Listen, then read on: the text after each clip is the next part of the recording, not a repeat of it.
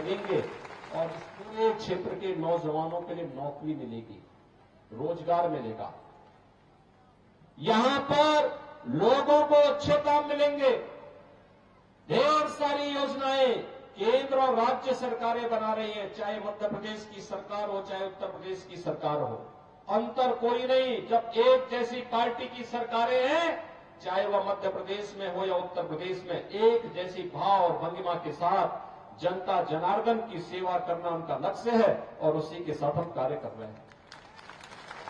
भैया बहनों, अगर कांग्रेस के एजेंडे में विकास होता तो आजादी के तत्काल बाद लगातार तो राज्य में भी और केंद्र में भी कांग्रेस की सरकार थी। हर गरीब के घर में शौचालय तो नहीं बना पाए ये लोग, हर गरीब को आवास भी नहीं दे पाए, हर घर तक बिजली नहीं पहुंचा पाए, हर गरीब के लिए उज्ज्वला योजना की सुविधा नहीं दे पाए। इनके समय में तो उज्ज्वला योजना के लिए पहले तो कनेक्शन नहीं मिलता था और जिनके पास रसोई गैस का कनेक्शन भी था तो रसोई गैस का कनेक्शन ठीक त्योहार के दिन जवाब देता था और पता लगा उधर पकवान बनाने की घर में तैयारी हो रही है और इधर सिलेंडर खत्म। अब सिलेंडर लेने के लिए कोई जाता था तो सिलेंडर तो नहीं मिलता था, लेकिन पुलिस का डंडा जरूर मिल जाता था। उस बेचारे के लिए सिरदर्द था उस समय की रसोई गैस के सिलेंडर जैसे समाप्त हुआ, अब त्योहार मनाए कि एक तरफ पुलिस का डंडा, दूसरा घर का बेलना। अगर एक से बचेंगे तो दूसरा मारेगा, दूसरे से बचेंगे तो पहले की डंडे से बच नहीं पाएंगे। और भाइयों बहनों, आज तो रसोई गैस जितना चाहिए मिल रहा है और उसमें भी गरीबों के लिए तो प्रधानमंत्री मोदी जी ने 300 रुपए की सब्सिडी कर दी। खूब उपयोग करिए, कोई समस्या नहीं, आंखें भी ठीक रहेंगी और ईंधन की भी समस्या नहीं। यानी कार्य करने की इच्छा शक्ति होनी चाहिए। पहले गरीब बीमार हो जाता था, सब कुछ बिक जाता था, आज 5 लाख रुपए की स्वास्थ्य बीमा का कवर दे दिया गया और सरकार ने कहा है, सरकार फिर से बीजेपी ने कहा सरकार में आएंगे तो मध्य प्रदेश में इस राशि को बढ़ाएंगे। बेटियों को कोई पूछता नहीं था, स्कूल नहीं जाती थी, आज तो लाडली बहना योजना ने एक नई लहर पैदा कर दी है। इससे पहले भी लाडली लक्ष्मी योजना ने बेटियों के बारे में सरकार की सोच रही है, इस सोच को दिया। बेटी बचाओ बेटी पढ़ाओ का कार्यक्रम हो या मातृ वंदना की, जननी सुरक्षा की योजना हो, तमाम जो योजनाएं थी ये केंद्र की या प्रदेश की, ये बीजेपी सरकार की योजनाएं हैं।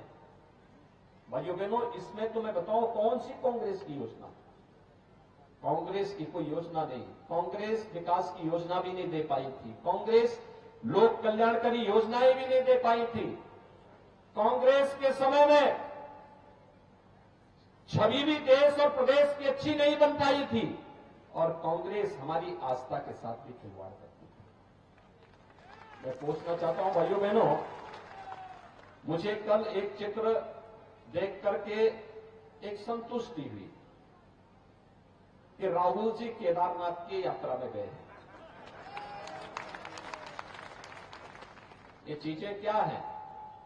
कांग्रेस ने तय कर दिया है, राहुल जी को पहले से विश्वास हो गया है कि इन चुनाव में विधानसभा के सेमीफाइनल में कांग्रेस बुरी तरह हार रही है, इसीलिए मैदान छोड़ करके भाग चुके हैं।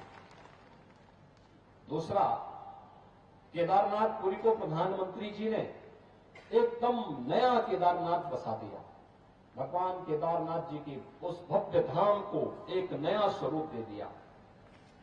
कांग्रेस के समय में उत्तराखंड की त्रासदी आई थी, केदारनाथ पूरी तरह तहस-नहस हो गया था। कांग्रेस की सरकार थी, कई दिनों तक, कई महीनों तक लोग भटकते रहे, कोई पुरसाहार नहीं था। राज्य में भी और केंद्र में भी कांग्रेस की सरकार थी।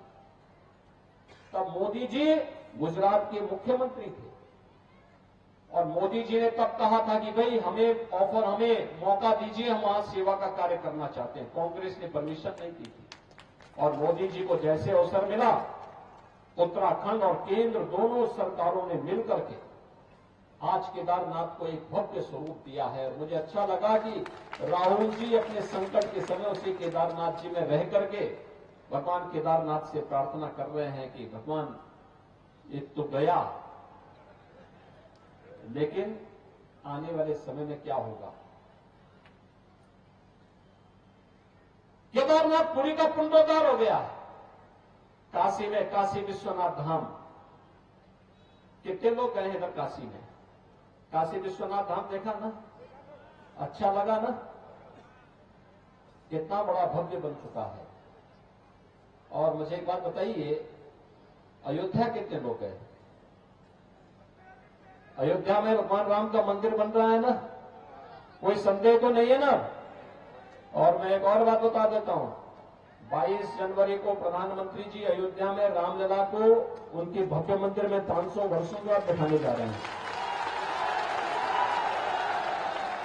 मुझे एक बात बताइए, एक केदारनाथ धाम का जो कार्य हुआ है, नवनिर्माण हुआ है, या काशी विश्वनाथ धाम का जो नवनिर्माण हुआ है, क्या ये कांग्रेस के रहते हो पाता?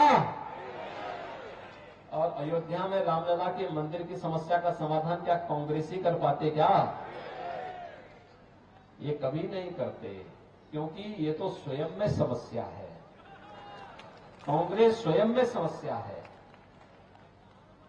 वे समस्या बनाने में विश्वास करते हैं और भारतीय जनता पार्टी समाधान लाने में विश्वास करती है। बस आप सहमत है ना? तो आपको समस्या चाहिए या समाधान चाहिए? समाधान। तो समाधान के लिए भारतीय जनता पार्टी है। सहमत है? सभी लोग सहमत हैं? तो यहां से विजेंद्र प्रताप सिंह जी को कमल चुनाव चिन्ह से और पन्ना में जितने भी प्रत्याशी बीजेपी के, सबको विजयी बनाएंगे। सबको बनाएंगे। सभी सहमत है ना? तो यही अपील करने के लिए मैं आपके पास आया हूं कि 17 नवंबर को चुनाव है और समस्या को तो दीपावली के पहले ही समाप्त कर दें। नमस्कार, मैं हूं मानक गुप्ता। अगर आपको हमारा ये वीडियो पसंद आया हो तो इसे लाइक और शेयर जरूर करें। और हां, हमें सब्सक्राइब और फॉलो करना ना भूलें, ताकि आप देश और दुनिया की कोई खबर मिस ना करें। तो जुड़े रहिए हमारे साथ और देखते रहिए न्यूज़ 24।